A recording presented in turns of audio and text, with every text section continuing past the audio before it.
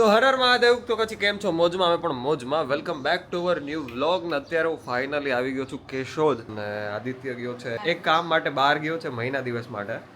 એ કામ તમને કહી નહીં શકીએ બાકી તો કે જ, પણ એટલા માટે હું ઘરે આવી ગયો છું સ્પેશિયલ બ્લોગિંગ કરવા માટે. અને અત્યારે બા ગુડ મોર્નિંગ, ગુડ મોર્નિંગ. કેમ છો? બસ આનંદ મજામાં. મજામાં ને? આવ તો બરાબર. હમણાં ઝીણી મોટી બીમારી ચાલુ જ છે.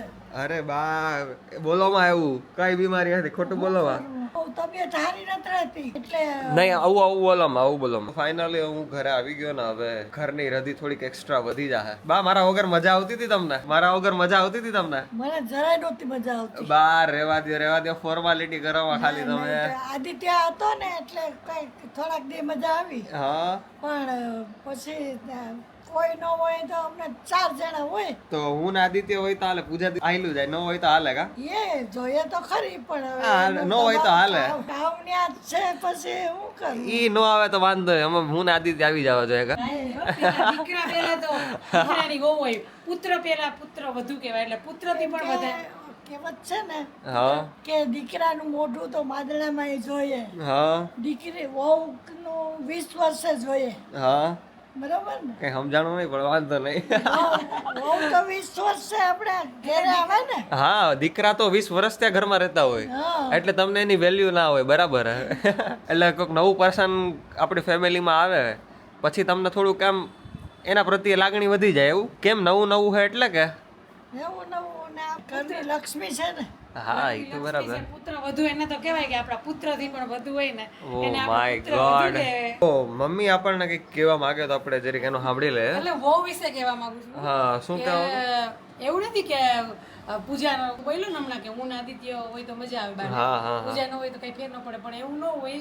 કારણ કે દીકરા કરતા દીકરાની વહુનું વધારે હોય, કારણ કે પુત્ર કરતા પુત્ર વધુ, પુત્રને આપણી ઘરની અરે વહુ હોય ને, ભાઈ, આપણી ઘરની વહુ હોય એને પુત્ર વધુ કહીએ આપણે. એટલે કે પુત્ર વધુનો મતલબ શું થાય કે પુત્ર કરતાંય વધુ, એટલે પુત્ર વધુ કહેવાય એને. અચ્છા. હા, એટલે તો અમે લોકો ન હોય તો હાલે, પૂજા દીદી હોવા જોઈએ એમ? ના, બધા એવા જાય ને બાને તો એમાંય આમ છોકરાઓ ન હોય ને તમે ન હોય ને એટલે એ હાવ નિમાણ જ થઈ જાય. હા, મને જરાય ન કહું. કેમ એવું થાય?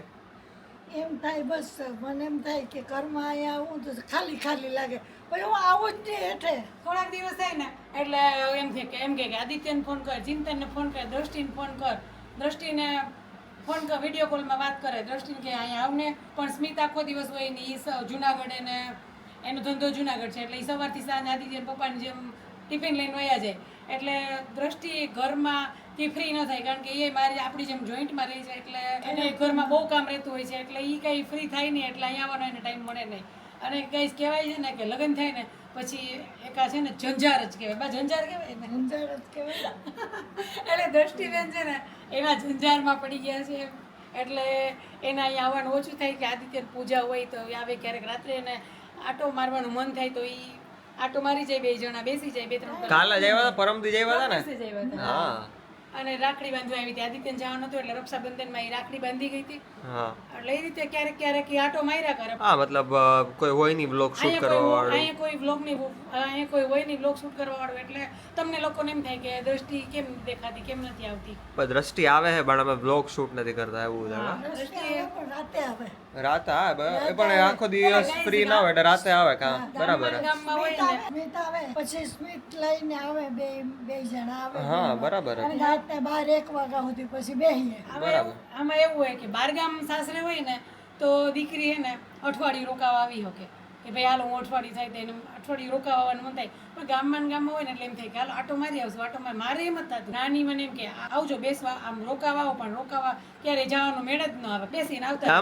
ગામમાં હોય એટલે સ્વાભાવિક છે કે આપણે ભાઈ, ગામમાં સાસરી હોય એટલે એમ જ થાય. હા, કે ભાઈ હાલ ને આટો મારે 1 આટો મિનિટ. મારીને આવતા, આપણે બજારમાં જતા હોય ને તોય આટો મારી આવતા રહે. એટલે અરે આપણા ઘરેથી તો 2 મિનિટનો રસ્તો હોય, 2 મિનિટ નહીં એટલે થાય. બજારમાં જતા હોય તો અહીં મોઢું જોઈ જાય ને આવતા વખતે ત્યાં બેસી જાય, 5 મિનિટ બેસી લઈએ. એટલે આપણે એવું ના થાય કે આપણે ક્યારેય રોકાવા જાય.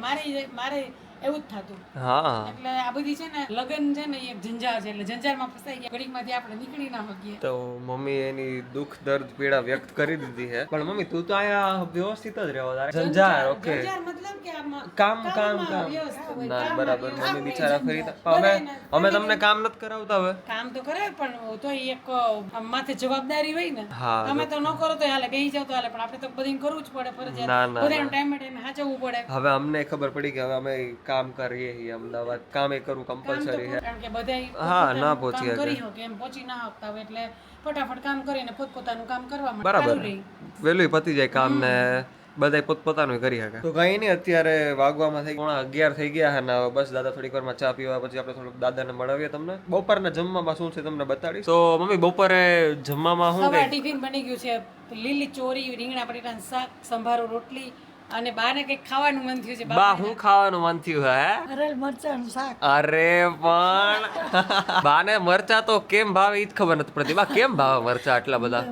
મને તો આમે મરચાં ભરેલા મરચાં મને તો ભાવે જ છે પહેલેથી જ. શાક રોટલી ના આપે ને ખાલી ભરેલા મરચા આપે તોય ખાવ? તો એક રોટલી વગર શેમ જ. એને પૂછતો ખરો કે ભરેલ મરચાં શાક ખાવાનું એને મન ક્યાંથી થયું? ક્યાંથી થયું બા? આ રસોઈ શોમાં જોતો હોય જ. અરે બાપા બાપા બા ટીવી માં કેટલી બધી આઈટમ જો, તમે કેટલી બધી આઈટમ જો, તમને ખાલી ભરેલ મરચા જ ગમે એમાં? હા, હમણાં એક દી એને સાબુદાણા વાળા હા ઈ સાબુદાણા વાળા ખાવાની ઈચ્છા થાય કરી દઉં.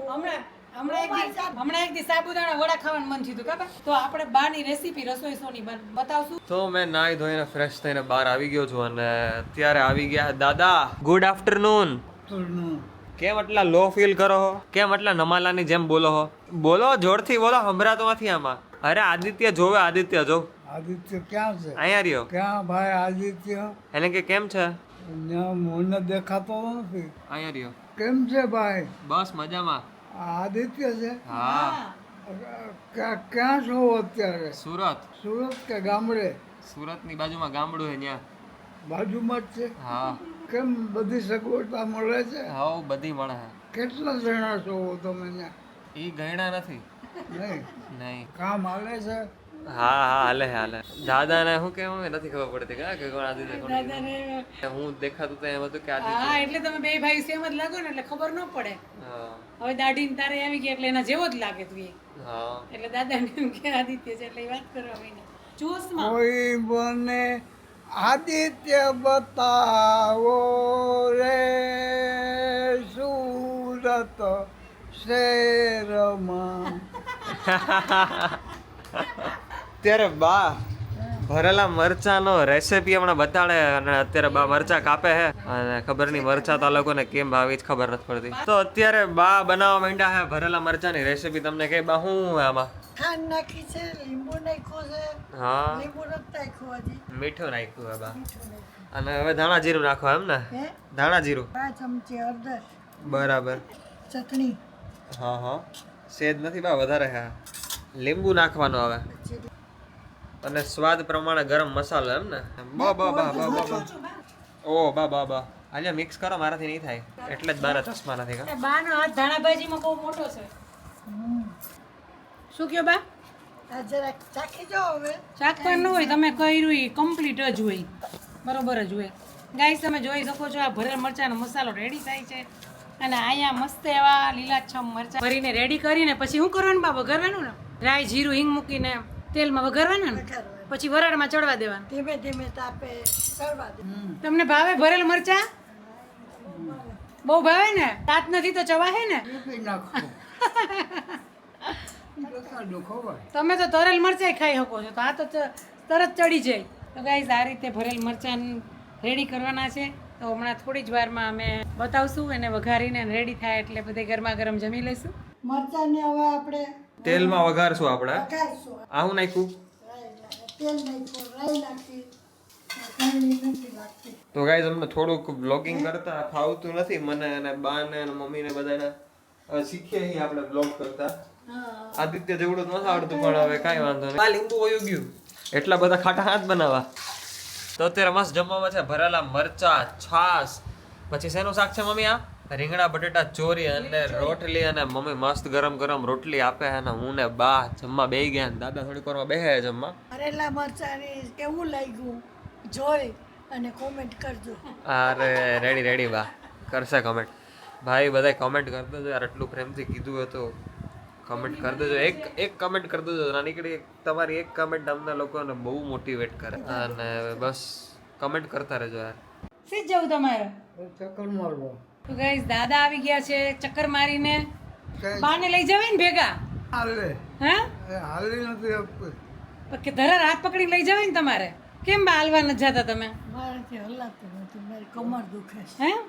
કમર બહુ દુખે છે હમણાં. કમર દુખે પણ તમે હાલશો તો તમને બધું ઓછું થાય, બાકી બેઠા બેઠા તો તમને પગ અમુકના બંધાઈ જાય, પણ તો એ હાયલું ન કહેવાય. એટલે આપણે છે ને થોડુંક રોડ ઉપર હાલવું જોઈએ. બા દાદા કેમ ચક્કર મારી લે છે જમીને, એવી રીતે જમીન ચક્કર મારવી જોઈએ ને, તો આપણું ખાધેલું હોય બધું પચી જાય. શરીરમાં લોહી ફરતું રહે. હા. અને બા તમે દાદાને ધ્યાન કેમ નથી રાખતા? આ ટી શર્ટ ઊંધું પહેર્યું દાદાએ, તો તમે એમ કહેતાય નથી કે આ ટી શર્ટ ઊંધું છે. મારું ધ્યાન જ ન હોય. તો મારું તો તરત ધ્યાન પડી ગયું. ધ્યાન ન હોય. તો મારું તો તરત ધ્યાન પડી ગયું. ખબર નથી કે એણે ઊંધું ટી શર્ટ પહેર્યું. આ તો મેં કીધું કે અહીંયા રામ લખેલું અહીંયા આવ્યું છે, એટલે એને ખબર પડી. તો વૃદ્ધ માણસોને આવું હાલતું રહે. અને શું કહો બા, આજે સોમવાર છે તો તમારે સાંજે શું જમવાનું પ્રોગ્રામ છે? સોય ખાઈ લઉં. જી આપશો એ નહીં, તમારે શું ખાવું છે સાંજે? જે કરશો એ ખાઈ એટલે લઉં. શું ખાવું તમારે? ચિપ્સ ખાવી કે શું ખાવું? હા વારે વાર ચિપ્સ ને બીજું એને ભેગું. બટેટાને ને સિંગને ખીચડી બનાવી દેજો. એને ચિપ્સ ખાવી છે, તો ભાખરી ખાઈ લે. ઓનલી ભાખરી. હા. ભાખરી તો ગાઈઝ અમારા દાદાનો સિમ્પલ ખોરાક છે. ભાખરી ને દૂધ. અરે વાહ રે વાહ, એવું જ ખાવું જોઈએ.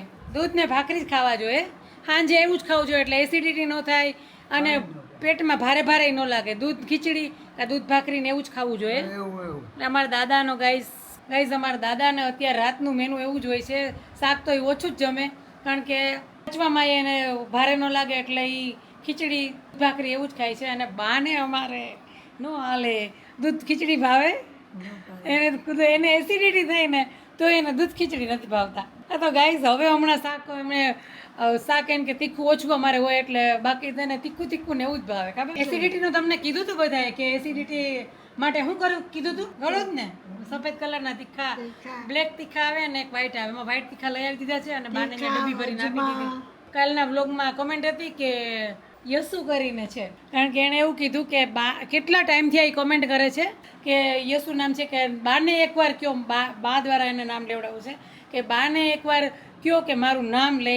પણ જો એમાં એવું થાય કે ઘણીવાર એને કમેન્ટ કરી હોય ને ત્યારે આદિ અમદાવાદ હોય અને અમે લોકો અહીંયા હોય, એટલે અમે અહીંયા વ્લોગ શૂટ નહોતા કરતા, એટલે એ ત્યાં હોય, અમે અહીંયા બા અહીંયા હોય, તો કઈ રીતે એને નામ લેવાનું શક્ય બને.